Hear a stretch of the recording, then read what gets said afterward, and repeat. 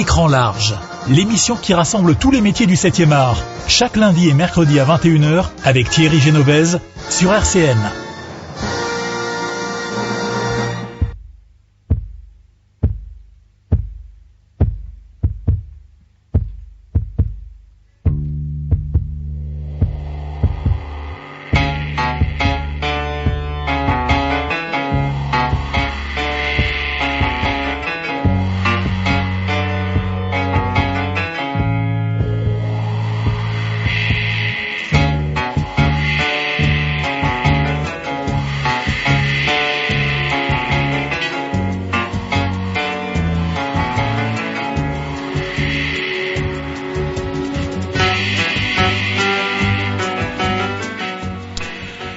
Bonsoir à tous, ce soir on pourrait dire que c'est la 8e émission, donc la suite de notre saga sur Steve McQueen, et non, pas du tout, ce soir on est là en chair et en os pour une spéciale Au nom de la loi, avec notre spécialiste Christophe Morin, énorme archiviste et documentaliste du cinéma. Ce soir on parle des débuts de Steve, une série qui restera une des plus marquantes dans le monde des séries, malgré qu'elle est largement, pour ma part, coiffée au poteau par la série des Mystères de l'Ouest. Excusez-moi, mais nous n'en parlerons pas ce soir, puisqu'on a déjà fait une spéciale Robert Conrad qui vient de décéder, paix à son âme. Avec l'accord de Christophe, d'ailleurs, nous dédierons d'ailleurs cette émission en son nom, mais revenons sur cette série qui va lancer Steve McQueen, qui va devenir cette star que l'on connaît maintenant. Vous allez entendre la BO de la série Au nom de la loi, composée par Herschel Burke Gilbert, Rudy Schrager et William Loose. Écran large avec Thierry Genovese.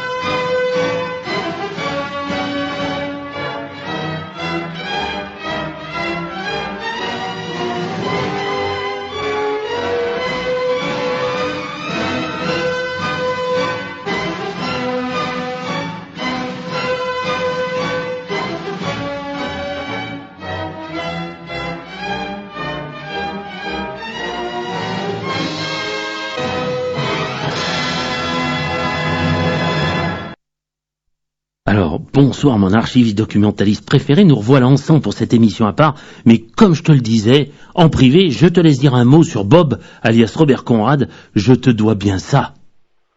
Oui, merci, je suis heureux de vous retrouver, je vous remercie de me donner cette opportunité de parler de Robert Conrad, qui était très important pour moi, c'était une référence, un exemple, il compte d'ailleurs toujours pour moi, tellement il a été et restera présent dans ma vie.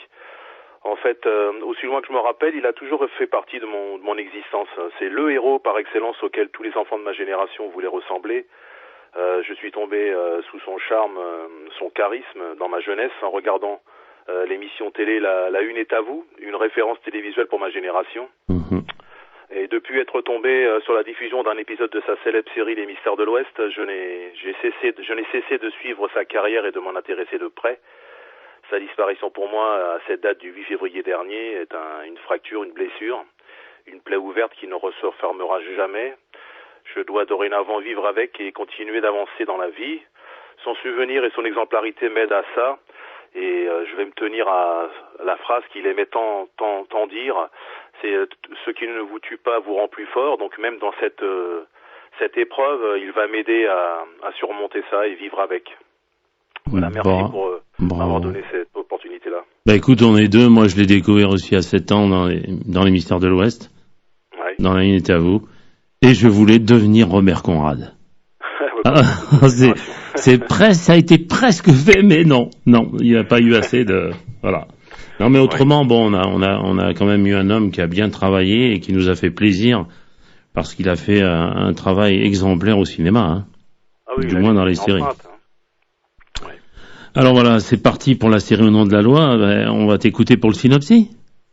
Oui, bien sûr. Donc, Au nom de la loi, c'est une série western qui a été créée par Vincent Fennelly et produite par la société Four Star en collaboration avec CBS.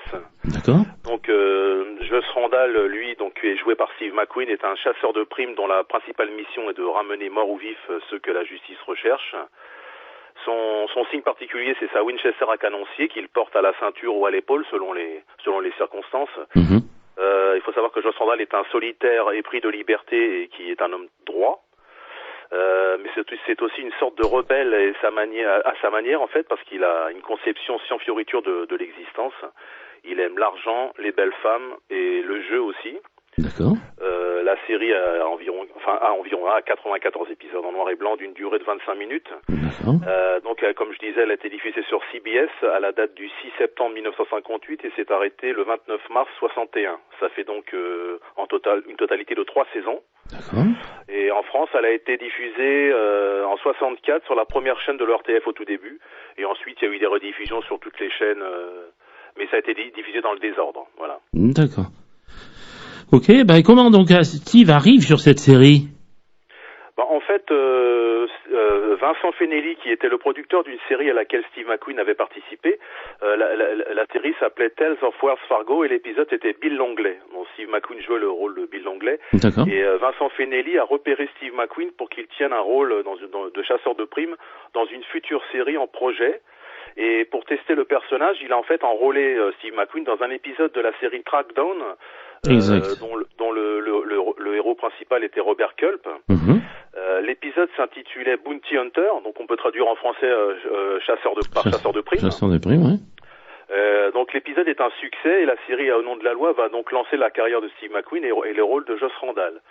Et je voulais apporter une petite précision parce qu'à l'époque j'avais trouvé une vidéo de cet épisode-là en question, où on voit, c'est un document assez rare qui dure une minute et demie. C'est dans cet épisode, juste avant la diffusion du générique de fin, on voit Steve McQueen apparaître dans une sorte de spot publicitaire. En fait, il annonce la venue d'un nouvel héros, Joss Randall, en disant que si les gens ont aimé son personnage de Joss Randall dans cet épisode-là, ils le retrouveront dans une prochaine série. Donc je voulais préciser cette petite pépite-là parce que pour les gens comme moi et comme toi, comme les autres auditeurs, on est friands de ça et c'est un document très très rare. D'ailleurs, j'ai mis le pull que tu connais, un vert avec Bullitt, aujourd'hui, donc en son honneur. Dommage. Voilà. Alors, les épisodes, tu viens de nous le dire, mais répète-le-nous. Combien d'épisodes? Donc, il y a eu 94 épisodes au total. D'accord. Il faut savoir aussi que, comme je disais, tous les épisodes n'avaient pas été doublés à l'époque du temps de l'ORTF lorsqu'ils ont été diffusés. D'accord. Et c'est en fait Canal+, à l'époque, dans les années 90, qui avait acquis les droits de la série pour une diffusion sur son antenne et une sortie en cassette VHS à l'époque, qui a décidé de refaire appel à Jacques Thébault, donc qui doublait Steve McQueen dans le personnage de Joss Randall, pour reprendre son travail de doublage. Et donc c'était une très bonne idée à l'époque parce que on n'aurait pas pu dissocier Steve McQueen de Joss Randall et Jacques Thébault, bien sûr. Bien sûr, et qui a aussi doublé Robert Conrad, ça tombe bien. Exactement. Exactement. Donc, alors quel est le but principal à chaque fois donc de Joss Randall dans ses pérégrinations? En fait, Joss Randall s'obstine à ramener vivant la personne qu'il a décidé d'interpeller. D'accord. Il ne veut pas prendre parti, mais en fait, il veut simplement rapporter la personne recherchée et que la justice, le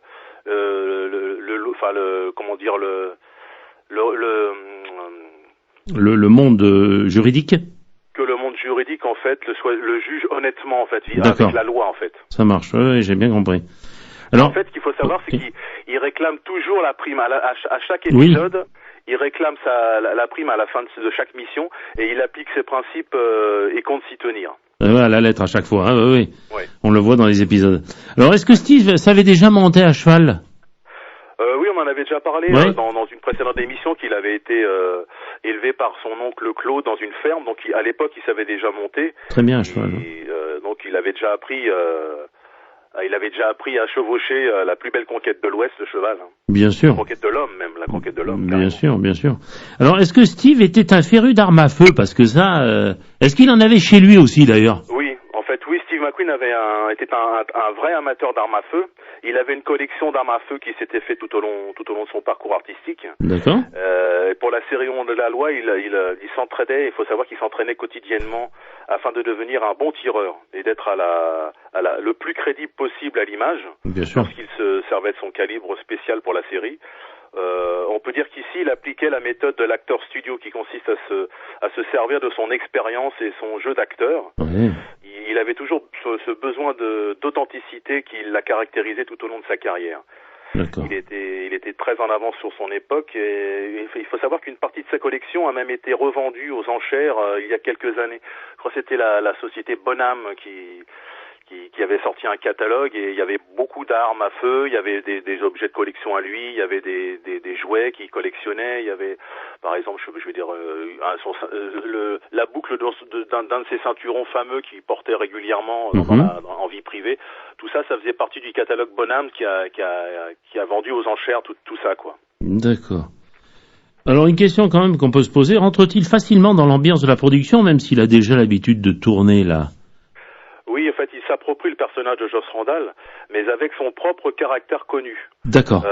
Il n'a pas voulu avoir, par exemple, on lui avait fourni un cheval, et il n'a pas voulu. Il en a imposé un qu'il a recherché chez une de ses connaissances, un cheval qui n'était pas habitué au studio et qui lui a fait des misères, comme par exemple lui écraser les orteils, il se cabrait lorsqu'il voyait les objectifs parce qu'il n'avait pas l'habitude des studios. D'accord. Ce cheval se nommait Ringo. Ah oui, je me rappelle. Et par souci d'authenticité, même par exemple pour les bagarres, Steve McQueen a voulu jouer son personnage à fond. Il ne voulait pas que Randall affronte plusieurs adversaires à la fois et en sortir vainqueur. Il a choisi plutôt de les affronter un à un, tour à tour, comme il aurait procédé lui dans la vie en fait. Hein. Il en viendrait à bout en les éliminant tour à tour. Et c'est toujours ce souci d'authenticité qu'on retrouve, très présent dans sa carrière. Bien sûr. Il voulait vraiment que son personnage de Joss Randall ne soit pas un héros de paillettes d'Hollywood, mais un héros authentique comme tout un chacun, qu'on se retrouve, que chacun puisse s'identifier au personnage. Personnage, c'est super. Ouais. Alors justement, vous allez entendre un extrait de l'épisode de l'affaire Kovacs, extrait de Steve McQueen, James Coburn et Kovacs, joué par Jacques Aubuchon. Cet hôtel est à toi, Jess? Il est à Marianne, moi je le dirige. Et à qui appartient Marianne? J'aimerais croire qu'elle est à moi. Je ne comprenais pas comment personne n'avait réussi à mettre le grappin dessus. Je suppose que tu te demandes pourquoi je t'ai appelé. Oh, si tu m'as dit que tu y travaillais et que tu avais besoin de moi, ça me suffit largement. Tu n'as pas changé depuis la dernière fois où on s'est vu.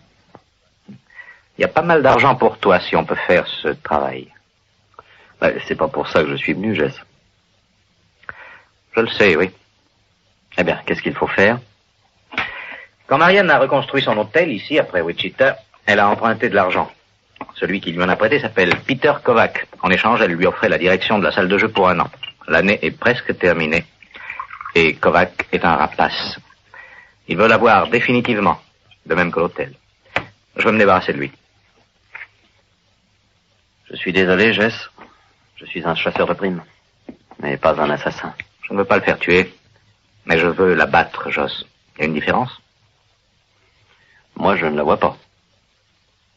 Assieds-toi. Marianne, elle, a toujours joué frangé dans les affaires. Kovac, lui, a passé un bon bout de temps dans un pénitencier. Tu es toujours joueur, Joss? J'ai besoin de renseignements qui puissent le montrer sous son vrai jour. Si je peux en trouver suffisamment, je dois pouvoir forcer Kovac à quitter la ville. Bon, je crois qu'il serait plus facile de lui envoyer une balle. Marianne a horreur de la violence. Pourtant, ici, il doit y en avoir beaucoup. Peux-tu nous aider? Vous n'avez jamais entendu parler d'une vieille coutume qui consiste à frapper à une porte? Bonjour, Jess.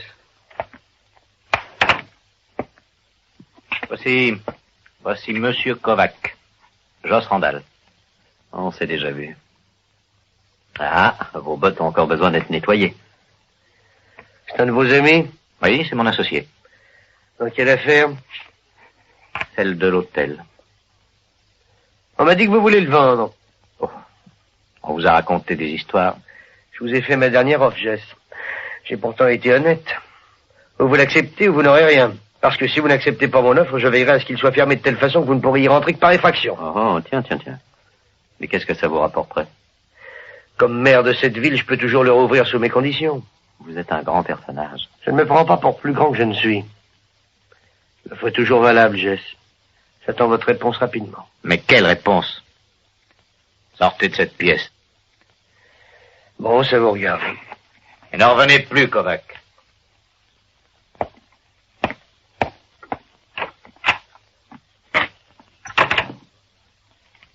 Tu ne m'avais pas dit qu'il était maire? Il ne l'est pas. Légalement, en tout cas. Je savais pas qu'il en existait d'autres. Tu viens d'en voir un.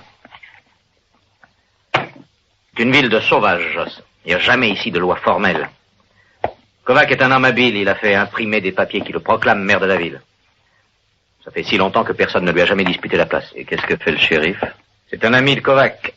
Tu en sais assez pour reculer quand le terrain semble glissant. C'est pas moi, c'est Marianne. L'hôtel est une partie de sa propre vie. Elle a commencé à Wichita. Quand les réformistes ont décidé de faire disparaître les jeux, on a dû partir. Elle a démonté l'hôtel planche par planche, l'a fait amener ici par chariot et l'a remonté à nouveau dans cette ville. Maintenant, elle veut garder cette maison ouverte. J'ai l'intention de veiller à ce qu'elle y réussisse. Je crois que je comprends. Tu aimes Marianne, hein, Jeff? Est-ce que tu me le reproches? Non, non, je n'ai pas de te le reprocher. Je vais me reposer dans ma chambre, je te verrai plus tard.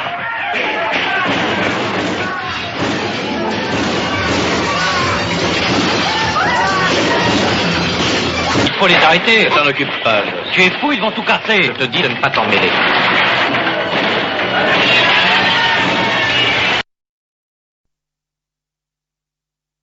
Alors, j'ai bien aimé cet extrait. Est-ce que tu as aimé? J'ai aimé surtout que pour les gens de doublage, enfin qui aiment le doublage comme moi, je sais pas si tu as fait la... Voilà, alors parlons justement des voix de doublage pour Steve. Qui est sa voix? Là, dans l'extrait que tu as choisi, là, je voilà. sais pas si tu as fait exprès, on reconnaît donc Jacques Thébault et il y a Roger Rudel. Donc, oui. Il y a un petit clin d'œil au Mystère de l'Ouest à Robert Conrad, et il y avait aussi le personnage de Kovac. Donc apparemment c'était, d'après ce que j'entends, la voix que j'ai reconnue, c'est Jacques Dinam. Voilà, mais Roger Rudel, c'est aussi la voix de Ross Martin dans les Mystères de l'Ouest. Oui. Et de Kirk Douglas. Et de Kirk Douglas. D'ailleurs, ouais. on le sent bien là, parce que il a forcé sur des syllabes.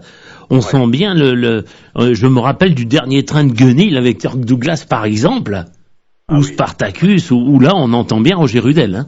Exact, oui. Voilà. Alors, est-ce que cette série a révélé d'autres comédiens connus, bien sûr? Oui, il y a eu beaucoup de comédiens, énormément. On peut voir des visages d'acteurs qui sont devenus célèbres au cinéma ou à la télévision. Par la suite, je peux en citer quelques-uns si tu veux. Bien sûr. Donc Michael Landon, qui est le Charles Ingalls de La Petite Maison de la Prairie. La Petite Maison de la Prairie, bien sûr. Nick Adams, qui a joué beaucoup avec James Dean. Mm-hmm. Et c'est aussi lui, une petite anecdote, qui a donc introduit Robert Conrad dans le monde du show business. D'accord. Il y a aussi des seconds couteaux comme Charles Edman, Anthony Caruso. Oui. Bien sûr, le James Coburn, dont on a parlé tout à l'heure. Voilà, qu'on vient d'entendre. John Denner, une grande figure du cinéma et surtout des séries. Il y a Don Gordon, l'ami personnel de Steve McQueen, qu'il a retrouvé dans Bullitt, dans Papillon, dans la Tour Infernale. Oui. Il y a aussi Dabbs Greer qui jouait le rôle du révérend Alden dans La Petite Maison dans la Prairie. D'accord. Il y a John Carradine qui a beaucoup joué avec John Ford, le père bien sûr de David Carradine. David Carradine, oui. Brad Dexter qui retrouve Steve McQueen aussi sur Les 7 Mercenaires. Super.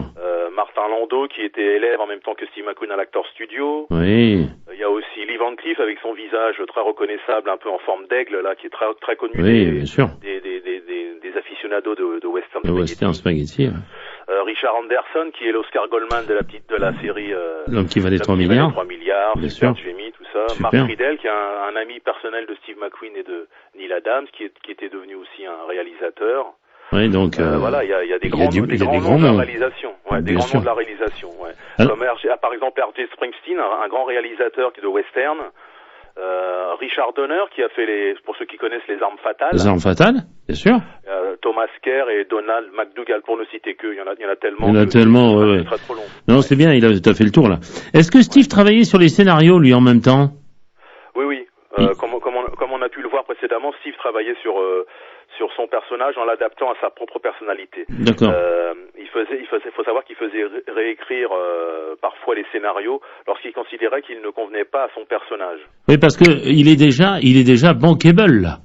Oui, c'est vrai. Donc il peut se permettre. Il a vraiment évolué non seulement au niveau de son jeu d'acteur, mais au niveau de son salaire. Pendant les 3 ans qu'ont duré la saison, son salaire n'a cessé que d'augmenter. Donc ça veut dire qu'il devenait de plus en plus bankable, comme tu dis. Voilà.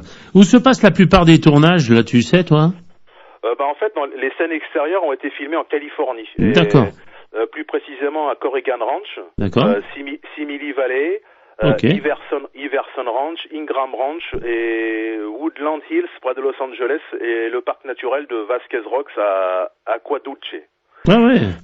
Il y a eu aussi quelques scènes en extérieur qui ont été tournées à Appalachian Movie Ranch, qui est situé à Apache Junction en Arizona. D'accord. Ok. Voilà. Donc vous allez entendre la musique de Track Down, composée par William Loose, composeur thème musique. 32 épisodes, il a fait de 57 à 58 avec John Shelley. Écran large avec Thierry Genovese.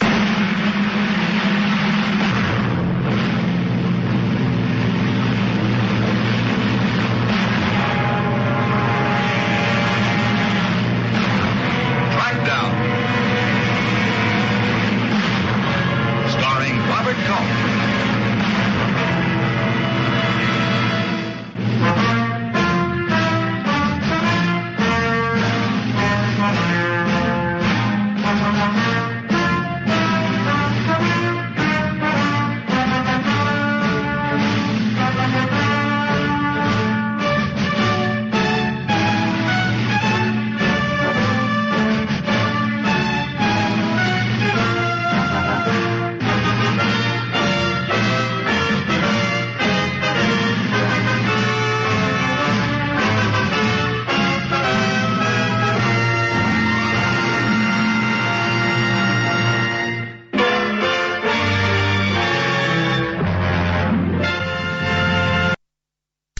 Alors c'est bizarre parce qu'on sent des sons de Spartacus, tu sens pas, il y a des sons de connus déjà dedans, hein? Qui résonnent en nous en fait. Ouais. Et c'est bien d'avoir mis cet extrait-là parce que comme je disais, c'est Trackdown, c'est le pilote, l'épisode dont on a parlé tout à l'heure. Bien sûr. C'était bien de le mettre dans la saga Au nom de la loi, Bien sûr. parce que c'est vraiment l'épisode qui a lancé Joss Randall. Donc c'est bravo à toi.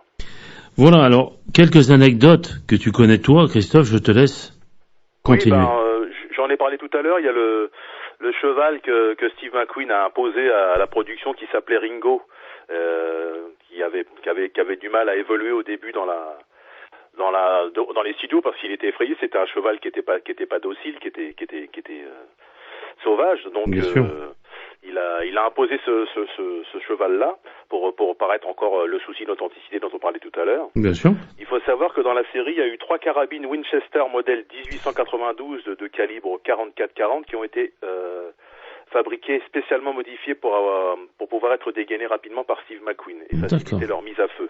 Okay. Il faut savoir qu'entre 2 tournages, Steve McQueen n'hésitait pas à s'entraîner dans son jardin avec son arme chargée à balles réelles. Ah, carrément, ouais. On en avait parlé déjà dans notre saga, mais en 1960, Steve McQueen, donc toujours sous contrat pour la série, avait simulé un accident de voiture pour pouvoir jouer dans le film Les 7 mercenaires aux côtés de Yul Brynner. Steve McQueen était en fait en 1960 donc âgé de 30 ans et il a voulu saisir l'opportunité de percer au cinéma en allant rejoindre le tournage des 7 mercenaires. D'accord. J'ai une autre anecdote. En 64, il faut savoir que Gilbert Bécaud, le célèbre chanteur, a acquis aux enchères au prix de 15 000 francs à l'époque, une somme énorme. Bien sûr. Il a acheté l'une des Winchester que Steve McQueen appelait Mars Leg, qu'on peut traduire par patte de jument. D'accord. Qui était utilisée par Joss Randall, donc par Steve McQueen dans la série. Cette vente aux enchères a eu lieu à Paris, en présence de l'acteur Steve McQueen. Peut-être qu'il était venu en promotion pour promouvoir le film Une certaine rencontre avec Natalie Wood. D'accord. Et donc l'argent récolté fut versé au mouvement pour les villages d'enfants. Oui. Il faut savoir que ce mouvement-là, en fait, cette association a été renommée en 2013 par Action Enfance. D'accord. Donc aussi on peut une autre anecdote, Bien sûr. on peut voir que dans la 3e et dernière saison, Steve McQueen s'éloigne un peu de son investissement pour son rôle de Joss Randall. Hein. Il s'est lassé et il veut faire décoller surtout sa carrière sur le grand écran. D'accord. Et en même temps, c'est pour ça qu'il devenait incontrôlable avec la production. Il souhaitait vivement se détacher de son contrat qu'il tenait lié à la télévision. Il a tout fait, si on peut dire, pour que la série s'arrête. Et il a demandé des sommes exorbitantes d'augmentation de salaire.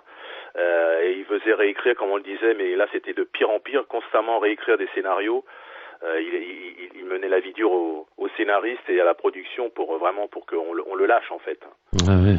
Il devenait donc exécrable simplement parce qu'il voulait reprendre sa liberté d'acteur et pouvoir voler de ses propres ailes au cinéma. D'accord. Et bien sûr, on peut dire que je pense qu'il a bien fait parce que comme on sait la carrière qu'il a fait, faut savoir qu'en fait Steve McQueen a fait en totalité moins de 30 films dans sa carrière. C'est vrai qu'il est mort jeune, à 50 ans. Des films moins de 30 films et avec une foison de succès en fait, parce c'est vrai qu'il y a eu des films qui ont moins bien marché, mais quand on regarde la totalité de sa carrière sur les moins de 30 films, il y en a eu une majorité qui ont eu du succès et on en parle encore. Steve, c'est une référence dans le cinéma même actuellement, hein, pour les acteurs actuels, même aux États-Unis, en France, on le cite régulièrement. Bien sûr. Il faut savoir, je disais tout à l'heure aussi que son salaire, au départ, il avait un salaire de $750 par semaine. Steve McQueen, en fait, s'est passé progressivement à $100,000 l'année. Vous voyez, donc l'évolution comme tu dis, de son potentiel et de ce qu'il rapportait à la production, qu'il était bankable, on peut pas le nier. Ouais. Ah non, c'est clair. Alors, il y a une suite, paraît-il, le film Mort ou Vif, là, réalisé par Gary Sherman, sorti en 87. Oui, en fait, le titre du film en américain, c'est Wanted Dead or Alive. C'est ça. Donc c'est vraiment la suite au nom de la loi qui se déroule dans un cadre moderne. D'accord. En fait, c'est l'acteur Roger Hauer qui est décédé il y a pas très longtemps. Pas très longtemps, ouais. Pas son âme. Il interprète en fait le petit-fils de Joss Randall, il se nomme Nick Randall. C'est ça. Et c'est un ancien agent de la CIA qui est aussi chasseur de primes. D'accord. On peut même, pour ceux qui veulent avoir des anecdotes, on peut voir dans certaines scènes, dans le bureau dans lequel joue Roger Hauer, il y a dans la vitrine, on voit apparaître la Winchester de son grand-père en fait, de Joss Randall, qui est dans une vitrine dans son bureau. C'est assez sympa de voir ça. C'est pour les gens qui aiment Steve McQueen et de la loi, ça fait une petite nostalgie, quoi. Bien sûr.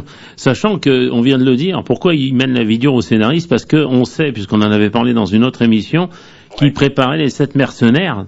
Exactement. Donc il cherchait à vite s'en aller, quoi. Oui, il voulait sa totale liberté. Hein. Mais en fait, comme je disais, je me trompe, c'est La Grande Évasion, je crois.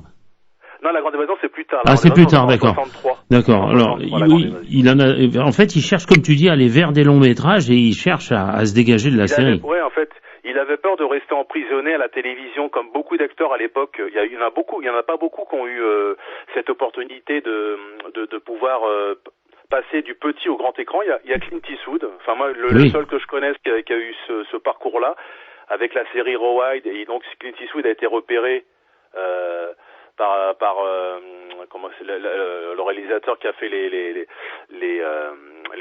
dollars là. Oui, Sergio Leone, bien sûr. Voilà, donc c'est lui qui l'a repéré et qui l'a sorti de la télé. Et Steve McQueen a eu un peu ce même parcours, justement avec son caractère difficile et particulier. Il a su se désemprisonner, si on peut dire, du personnage, parce qu'il aurait pu rester cantonné à la télévision, et ça aurait été dommage, parce qu'on aurait vraiment perdu un acteur de qualité. Je dis pas ça parce que je suis fan non. Mais quand on regarde son jeu d'acteur, c'est vrai qu'il a évolué au nom de la loi, même dans les petits épisodes qu'il avait fait à côté, dont on a déjà parlé. Son jeu d'acteur était en devenir, il faisait ses griffes. Donc pour moi, la série, la télévision lui a servi à lui à se forger, à se former, à se façonner, voilà, exactement. C'est ça. Non, mais il a bien fait, la preuve, hein, comme tu dis, il a fait des chefs-d'œuvre après. Ah oui. Ah, parce qu'il serait resté, justement, c'est le problème de gens comme Robert Conrad, tout ça, ils sont restés dans des séries, et il le disait lui-même, il te le disait en interview, il te disait, mais je pouvais pas tout faire, je pouvais pas faire le cinéma et les séries, hein. Mais ce qui est marrant, c'est que les acteurs, en fait, à l'époque, c'est vrai que c'était pas mal vu, mais il y avait une espèce de frontière entre la télévision et le cinéma. C'est ça. Et les acteurs qui étaient à la télévision étaient considérés comme des entre guillemets des petits acteurs qui n'étaient que capables de jouer dans la télévision, alors que maintenant c'est étrange. Maintenant, il y a des acteurs, quand ils voient des séries qui font des cartons, ils veulent avoir un rôle dedans, être appelés par une production qui marche beaucoup, et ça leur fait pas peur. Maintenant, le cinéma a changé sa vision de la télévision, en fait. Ouais, c'est pas la même chose, comme tu dis. Ouais. Et donc à cette époque, quelle est sa situation privée? Ça se passe bien En fait, Steve McQueen, il était déjà marié avec Neil Adams, oui. C'est parce qu'ils se sont mariés en 56. Hein. D'accord.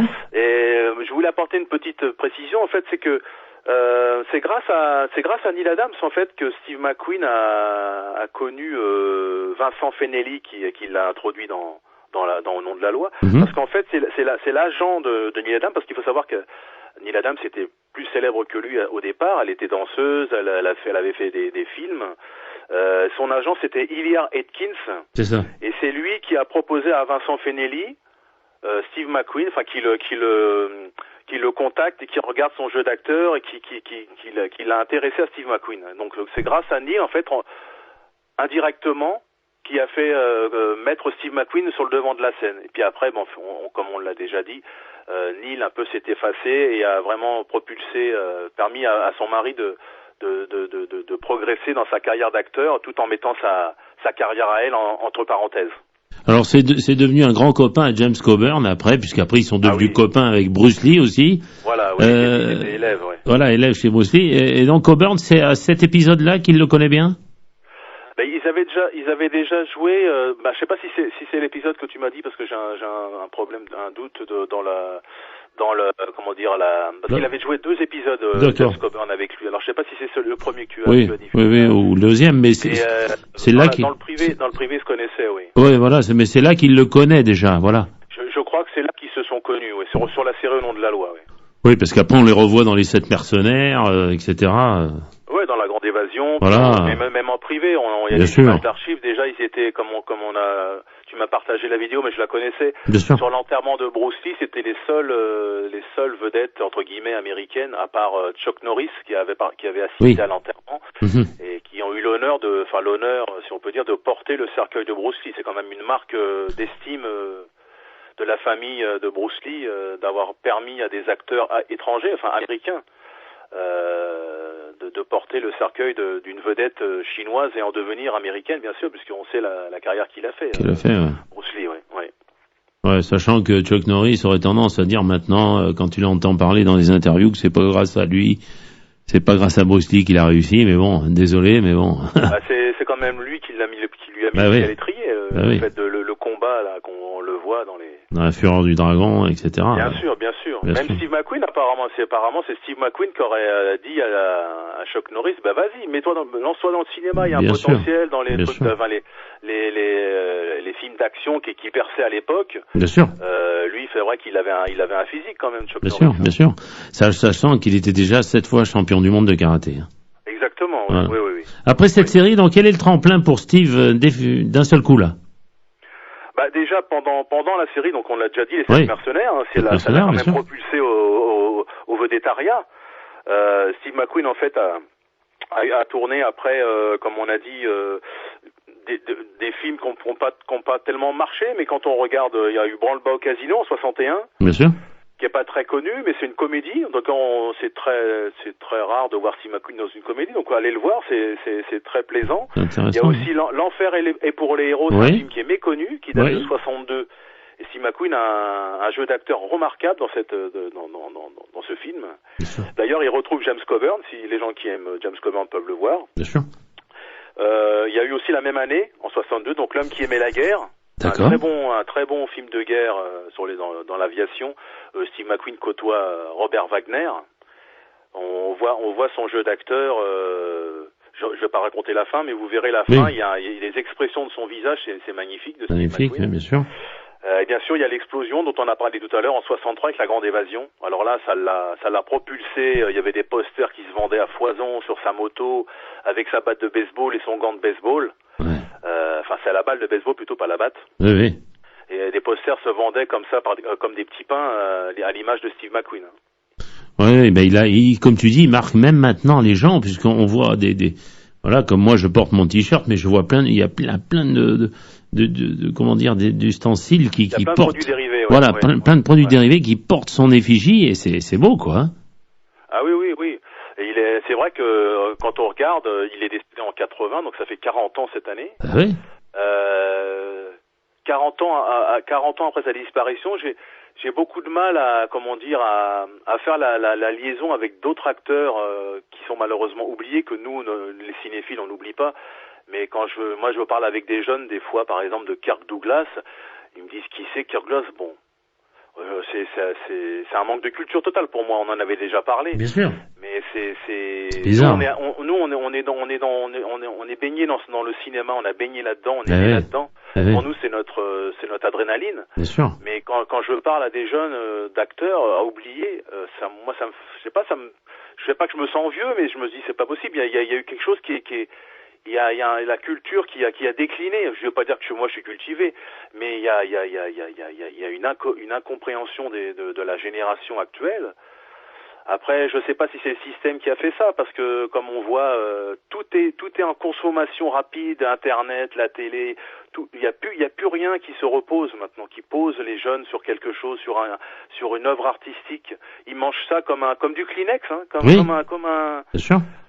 Même quand je vois des jeunes qui regardent par exemple un film sur un portable, comment on peut apprécier une œuvre artistique sur un iPhone, sur un portable?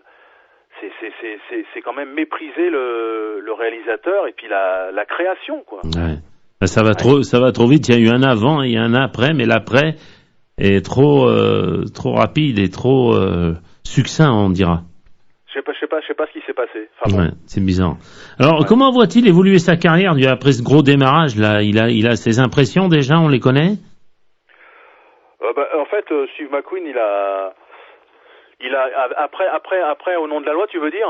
Ouais, juste quand ça démarre vraiment là, il se dit Neil Adams l'aide encore, non, il a plus besoin. Déjà, en fait, il faut savoir on en avait déjà parlé, mais il avait créé sa société de production, la Solar. Voilà. Donc ça veut dire qu'il voulait vraiment s'investir dans ses productions et devenir le maître de sa carrière. C'est ça. C'est-à-dire ne pas dépendre des autres. Bien sûr, indirectement, il dépendait d'un réalisateur, de producteur, mais il a voulu vraiment mener sa carrière comme bon lui semblait, en fait. Il n'a pas voulu être manipulé, dirigé. Même si, bien sûr, il a besoin des réalisateurs, des producteurs, tout ça. Chaque acteur a besoin de ça, mais c'était rare à son époque de créer sa société de production. Mais c'est vrai que Neil, il faut savoir que Neil, elle a toujours, malgré le fait qu'ils se sont séparés, qu'ils ont divorcé, après, en 70, Neil Adams avait quand même elle donnait son avis sur des films. Elle lui disait tiens, il y a ce film-là, tu devrais le faire, comme par exemple comment s'appelle Thomas Crown, l'affaire Thomas Crown. Vous savez, on en avait déjà parlé, mais ça avait été proposé à Sean Connery, à des acteurs comme ça. Plein de monde. Et elle lui a fait comprendre que c'était un rôle qui était pour lui. Parce que c'est vrai qu'on avait l'habitude de voir Steve McQueen en jean, t-shirt, mais costard-cravate, on n'avait jamais vu, bien mis sur lui, propre sur lui, qui était aisé dans la vie. On peut comprendre qu'il avait refusé ce rôle au départ. Mais quand on voit le résultat final de ce film, c'est magnifique. Il est son rôle le plus sublime. Je parle pas du scénario ni du jeu d'acteur, mais dans sa beauté physique, il est magnifique. Il est magnifié dans les images de Norman Jewison. Bien sûr. Non, mais bon, à chaque fois qu'il paraissait à l'écran, on en avait parlé avec ses yeux bleus, là, on voit que ça, hein.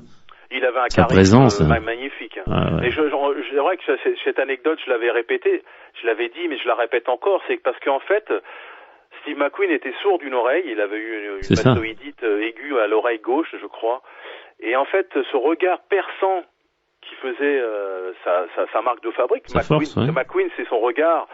le peu de dialogue, tout était dit dans son regard, dans son visage. Bien sûr. Mais je pense que c'est lié à son problème d'audition, parce qu'il tendait l'oreille et ça, en fait, ça faisait une espèce de concentration à l'écran de visage qui perçait la caméra. Ouais. Bon, il y avait le charisme qui était présent, bien sûr, Évidemment. mais je crois que c'est ce petit détail, ça mettait une pointe supplémentaire à son jeu, en fait.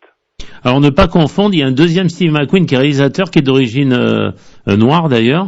Oui, mais c'est en hommage, j'avais lu, Voilà. c'est sa maman qui l'a nommé, il s'appelait McQueen de nom, oui. Mais sa maman, apparemment, l'a nommé Steve, justement en hommage à Steve McQueen. Steve McQueen, ouais, c'est beau, bravo. C'est beau, mais oui, bravo. Bravo. Alors, vous allez entendre la BO de Tom Horn, composée par Ernest Gold en 1978.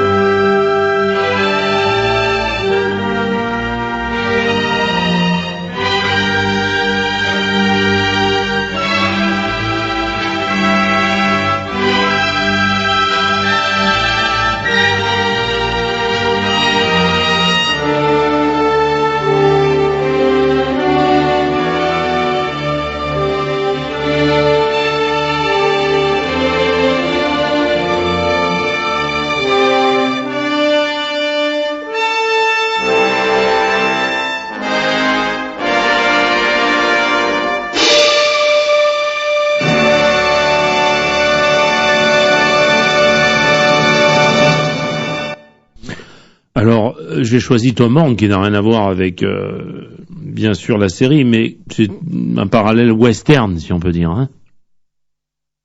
Western, c'est vrai ça fait mal de le voir dans ce western. C'est un très beau western crépusculaire, mais c'est vrai on voit la maladie qu'il avait déjà attrapée. Il était malade, on le voit des fois dans ses démarches quand il marche. Moi je le connaissais, donc je souffre de le voir des fois dans se déplacer, se mouvoir dans certaines scènes, parce qu'on voit qu'il est atteint, quoi. Il commence à être atteint. Ouais. Alors, comment peut-on définitivement analyser la carrière de Steve ? En fait, on peut dire que Steve McQueen a eu une immense carrière malgré le peu de films que je disais tout à l'heure. Il en a fait moins de 30. Bien sûr. Il a eu des énormes succès, quelques films bien sûr pas trop réussis, mais malgré ses bonnes performances dans son jeu d'acteur, je pense qu'on peut constater que la plupart de ses personnages étaient souvent très proches de lui, de sa personnalité. C'était un rebelle, hein. Même dans le film qui n'a jamais été distribué en salle, c'est Un ennemi du peuple en 78. Exact. C'est une forme de rebelle parce que il joue le rôle d'un docteur qui est contre le village, la vie du village en fait. Alors complètement grimé, d'ailleurs, une grosse barbe avec des petites lunettes rondes là. C'est ça. Il a voulu jouer le personnage. Ouais. Il a montré vraiment son jeu sa palette d'acteurs en fait, parce que là c'était pas vraiment un héros dans les super productions de gros bras, de gros muscles, comme ça se faisait dans les années 80. Mais toi, Christophe Morin, c'est quoi qui te plaît le plus? Quel est le premier film que tu mets en avant dans sa carrière? Je peux pas en mettre un c'est plus difficile. en avant que l'autre, en fait. C'est très délicat. Moi, ce que je peux regretter, c'est qu'il soit parti si vite, à 50 ans. Ouais. Quand on regarde des photos de la fin de sa vie, à 50 ans, on dirait qu'il a 70 ans, il est usé. Ce qu'on peut regretter, c'est que moi, je fais un petit peu le parallèle avec la carrière de Clint Eastwood, qui est de la même génération que lui, qui vient d'avoir 90 ans, je crois, c'est ça. Hein. Oui, ils sont tous les deux de 1930, exact. 1930, voilà. Ouais. Et donc, quand on sait que Clint Eastwood a touché à la réalisation et de façon magistrale, quand on voit ses dernières réalisations, c'est beau, c'est très poétique, c'est très beau. Je pense que Steve McQueen, parce que même dans Tom Hanks, l'extrait que tu as passé, c'est marrant parce que il avait produit ce film. Hein. Donc on peut même considérer que c'est lui qui l'a réalisé une grosse partie en aidant William Wouillard, le réalisateur. Il avait même, ce qui est marrant, il avait même associé son fils. On voit le nom de son fils apparaître au générique dans la production aussi. D'accord. Donc c'est ça que moi je regrette, c'est que on a perdu, enfin on a raté des œuvres que lui aurait pu créer. Mais bon, on peut pas savoir ce qu'il serait devenu dans le cinéma, parce qu'à un moment il avait carrément il s'était carrément éloigné du cinéma, il voulait plus en entendre parler. Bien sûr.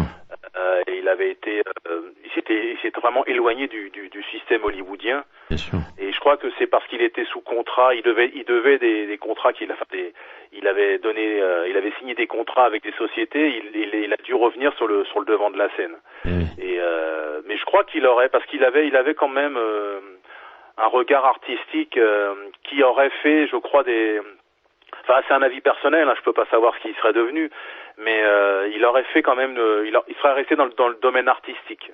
Ouais. Il aurait fait ou pourquoi pas même faire marcher sa société de production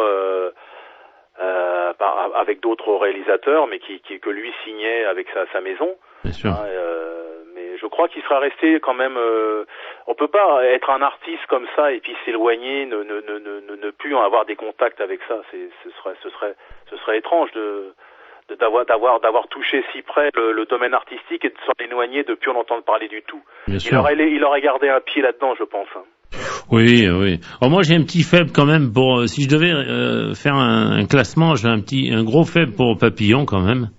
Ah, Papillon, c'est une grosse performance artistique. Oui. Ouais, c'est magnifique. Ouais. Bon, Bullitt, d'ailleurs, on en avait parlé. Il a été nominé. Hein, bien sûr. Pour un Oscar. Même on l'avait dit, Dustin Hoffman n'avait pas compris pourquoi il n'avait rien eu. Hein. Ouais. Mais on sait pourquoi. C'est l'histoire qu'il a eue avec Josh Evans, avec Evans, Bob Evans, là, le mari d'Ali McGraw, en fait. C'est ça. Que lui, donc, bien sûr, a emmené avec lui dans sa vie privée. Il lui a pris sa femme. Donc, à mon avis, c'était un homme de pouvoir, Robert Evans. Donc, à mon avis, il a fait en sorte que ils ont mis des bâtons dans les roues, en fait. Hein. Ouais. Mais ça me fait penser à quelque chose, parce que Neil Adams, que je connais bien sûr, avait dit heureusement qu'il a rien eu. Elle m'avait dit heureusement qu'il a jamais eu de récompense, il serait devenu insupportable. Ah oui, c'est ça. Parce qu'en fait, il aura eu le Graal. Après, il aurait quoi faire de plus, quoi. Il a eu ce qu'il voulait, c'est-à-dire la récompense sublime pour un acteur. C'est ça. Même si ça reste subjectif, tout ça, toute récompense, tu peux pas dire tel acteur est meilleur que l'autre. Bien sûr. Parce que dans ce film-là, un autre aurait été peut-être meilleur ou aussi bien que lui. Mais à ce moment précis-là, c'est vrai que son jeu d'acteur dans Papillon, comme tu disais, c'est magnifique. C'est magnifique. Bah, sachant, justement, en parlant de Brie, c'est rigolo, parce que là, What's Upon a Time in Hollywood, il y a Brad Pitt qui a reçu et il dit en rigolant, je vais me mettre sur Tinder. Donc, tu vois, lui, il le prend à la rigolade, donc c'est bien. Mais c'est sûr que Steve, il avait de quoi quand même, parce que quand on voit ces films, je te dis moi Papillon, mais bon, moi c'est vrai que Les 7 mercenaires, Papillon et Bullitt, c'est 3 films qui, bon, pour moi, ressortent du personnage, tu vois. Mais il y en a d'autres. Il y a très peu de déchets, quoi. Là, c'est ce que je disais. C'est ça. Hein. Parce qu'en fait, quand on regarde, sa carrière a pas duré longtemps. Hein. Ben non. Parce que des années 60, il a percé dans les années 60 jusqu'en 80, c'est-à-dire en 20 ans. C'est ça. En 20 ans, il a fait une trentaine de films. Oui. On en parle encore, donc ça veut dire qu'il y a quelque chose quand même d'artistique qui restera. C'est une référence. Bien Comme sûr. je disais tout à l'heure, les acteurs, le site, moi je suis un passionné de cinéma, donc c'est vrai que je lis beaucoup d'articles sur le cinéma. Bien sûr. J'écoute des vidéos, tout ça. Il est régulièrement cité. Bah oui, c'est sûr. Il y a très peu de gens qui, comme je disais tout à l'heure, ça me fait mal d'entendre des gens qui ont oublié des acteurs, mais lui on n'arrive pas. Il est en avance sur plein de choses, Sur plein de la choses, mode, bien sûr. sur plein de choses. Tu vas d'ailleurs nous donner l'adresse exacte de ton site là sur McQueen. Bah, c'est http morinos.mcqueen.free.fr. Voilà, répète-le, vas-y. C'est http morinos.mcqueen.free.fr. Mais McQueen c'est MAC. Bravo. J'ai mis MAC parce que c'était déjà pris. Ouais, mais c'est super parce que moi je suis allé le voir, c'est très bien agencé, très bien distribué, tout est bien clair et vraiment un beau site, hein. Bah, j'essaie de l'actualiser, même si je l'ai mis un petit peu entre parenthèses depuis un petit peu, mais j'ai des archives à publier dans les années à venir, dans les mois à venir. Bien sûr. Parce que ce qui m'étonne encore, c'est que, ça m'étonne agréablement, parce que je trouve encore des fans, des archives, des photos, des trucs que je connaissais pas. Bien sûr. C'est pour ça que pour un fan, c'est toujours de trouver des nouveautés, ça me met en joie, quoi. C'est magnifique. Et rappelle-nous le nombre en ce moment de ton site Facebook là, combien d'abonnés? Sur Facebook, on a dépassé les 3000 Bon, 3000 super, membres. super. Bon voilà, écoute, on a fait le tour. Alors justement, j'allais te le dire, c'était la dernière émission de l'année, c'est l'été. Hein, vous pouvez aller écouter les podcasts de nos artistes qui vous attendent de pied ferme. Je vous souhaite d'ailleurs de très très belles vacances, malgré ce confinement qui a tout déréglé. Hein, on est bien d'accord, hein, Christophe? Oui, tout à fait. Soyez open et faites comme lui, faites comme moi. On a travaillé quand même pendant le confinement. On a d'ailleurs travaillé ensemble sur un projet. Et soyez open pour vous détendre surtout. Passez un super bel été. On vous embrasse tous. Et on embrasse bien sûr Steve McQueen. Même s'il est décédé, il nous a fait vivre 8 belles émissions grâce à toi. Bah, c'est moi qui vous remercie parce que c'est une nouvelle émission comme ça qui conclut notre saga, si on peut dire. Je ne peux que vous remercier de m'avoir convié à votre radio, à faire un nombre, je sais pas comment on en a fait, 7 ou 8 émissions. 8 émissions, ouais. Merci à vous. Merci à vous 8 pour émissions, ça. c'est super. Merci à RCN. Alors merci à Yossi aussi, Ben Avram, qui nous aura bien fait travailler aussi, parce que lui il est derrière le micro mais il bosse. Et il vient de rentrer dans le studio ce soir. Bonsoir à tous. Vous allez bien? Ça va, mon Thierry? Ça va. Petite surprise et merci à toi aussi pour ces belles émissions qui est de l'autre côté du téléphone.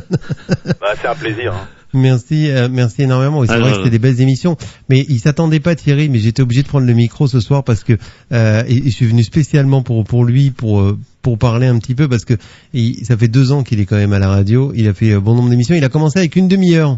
Voilà, Christophe, et puis je le dis aussi également aux éditeurs, un peu plus de 20 émissions écran large ont été faites, pratiquement autant pour Ciné Shalom, là c'était le mercredi, c'était chez moi, on est aujourd'hui on est à 56. Ouais, exactement. Écran large. 56 écrans larges, voilà. Ciné Shalom, donc et voilà. Ciné Shalom 35. 35, et ça représente à peu près un peu plus de 18 heures de direct. C'est fou. Et puis on était en train de faire un petit calcul avant de pousser la porte du studio. En moyenne, écran large a recueilli chaque année à peu près 40 000 auditeurs. Donc multiplié par 2 au minimum. Voilà. Donc et si on compte Ciné Shalom qui est dans la matinale RCN matin, on est déjà bien au-dessus des 120 000 auditeurs.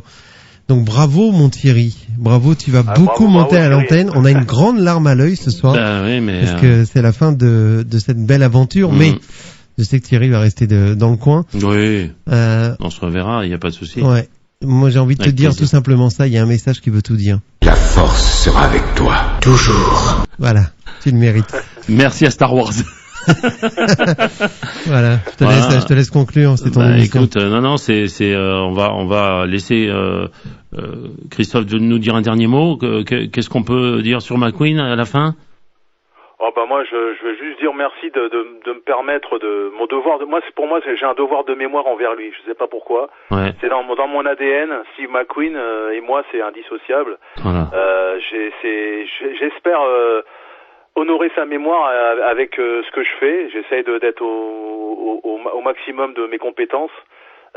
Voilà, c'est vrai que je suis en contact avec la famille. Et des émissions comme ça, comme vous me permettez, j'espère en faire de temps en temps. Et merci à vous, merci beaucoup. Bon allez, on t'embrasse, on finit là-dessus, c'était magnifique, à la prochaine.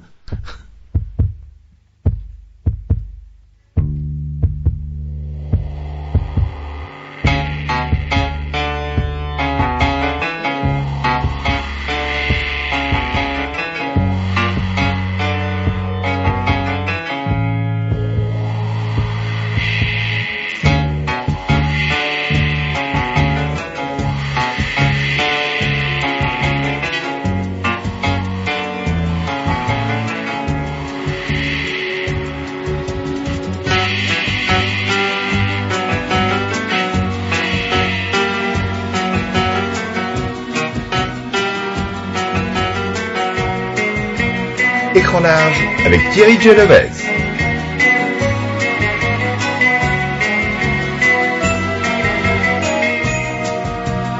Bonjour à tous, ici Jacques Franz, le parrain de Ciné Shalom.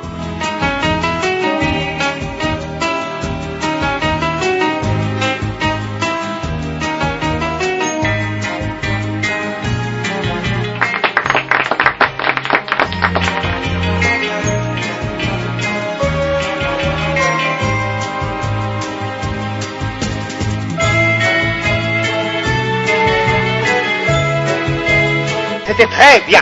C'était très bien.